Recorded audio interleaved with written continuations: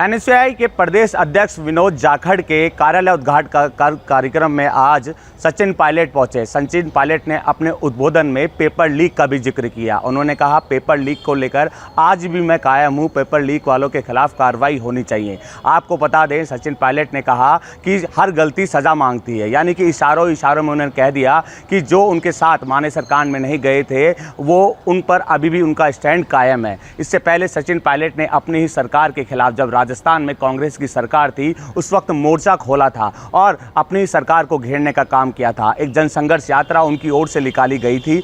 अब सचिन पायलट ने जिस तरह आरपीएससी को भंग करने की बात कही थी और अभी भी सचिन पायलट कह रहे हैं कि आरपीएससी को लेकर मेरा स्टैंड अभी भी कायम है। हालांकि सचिन पायलट ने युवाओं का भी जिक्र किया, छात्र संघ चुनाव का भी जिक्र किया और साथ ही साथ कहा हर गलती जो है सज़ा मांगती है। और इसी तरह आंखों ही आंखों में उन्होंने इशारा किया, यानी कि जो मतभेद और मनभेद की बात कही जा रही थी वो अभी भी कायम है। मानेसर कांड का लगातार जिक्र होता आ रहा था, लगातार बयानबाजी का दौर चल रहा था। माना जा रहा था सचिन पायलट के साथ कई और विधायक जा सकते हैं, लेकिन जो विधायक नहीं गए, इसको लेकर सचिन पायलट ने अपने उद्बोधन में कहा कि हर गलती सज़ा मांगती है। तो निश्चित तौर पर अब जिस तरह सचिन पायलट युवाओं को वापस साधने की कोशिश करने में लगे हैं, एनएसयूआई प्रदेश अध्यक्ष के जो कार्यालय उद्घाटन कार्यक्रम में पहुँचे, जहाँ पर हज़ारों की संख्या में युवा पहुँचे थे। हालांकि इस दौरान पीसीसी गोविंद सिंह डोटासरा भी वहाँ पहुँचे थे, नेता प्रतिपक्ष टीकाराम जूली भी पहुँचे थे, लेकिन सचिन पायलट के उद्बोधन को युवा वर्ग ध्यान से सुन रहा था।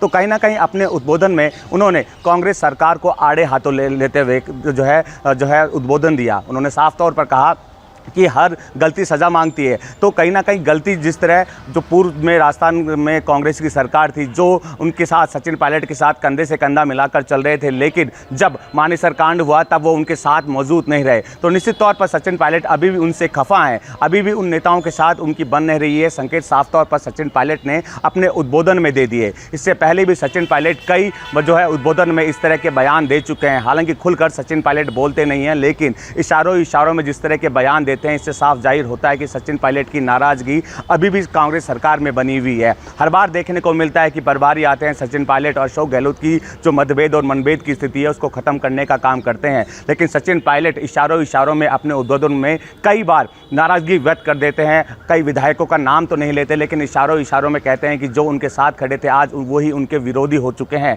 अब सचिन पायलट का ये उद्बोधन कई मायनों में चर्चा का विषय बन गया है कि आखिर वो कौन लोग थे जो सचिन पायलट के साथ कंधे से कंधा तो मिलाकर चल रहे थे, लेकिन उस विपदा घड़ी में सचिन पायलट के साथ खड़े नहीं हुए। अब सचिन पायलट ने तो अपने उद्बोधन में इशारों में कई तरह की बात बोल दी, लेकिन नाम नहीं लिया। लेकिन इससे साफ जाहिर हो रहा है कि शीर्ष नेतृत्व जिस तरह की कोशिश करने में लगा था, उसमें अभी तक वह शीर्ष नेतृत्व सफल नहीं हुआ। हालांकि इस दौरान उन्होंने राहुल गांधी का भी जिक्र किया कि राहुल गांधी ने जो लोकसभा में जिन मुद्दों को उठाया, आज देश भर का युवा भी उस मुद्दों को उठाने में लगा है। पेपर लीक का भी जिक्र किया कि पेपर लीक लगातार एक बड़ी समस्या है। राजस्थान में लगातार पेपर लीक की घटनाएं हो रही है, दूसरे राज्यों में भी हो रही है। ऐसे में मैं अभी भी स्टैंड बाय कायम हूँ, इन पर कार्रवाई होनी चाहिए और कहीं ना कहीं जब कार्रवाई होगी तो कहीं ना कहीं युवाओं को मौका मिल पाएगा।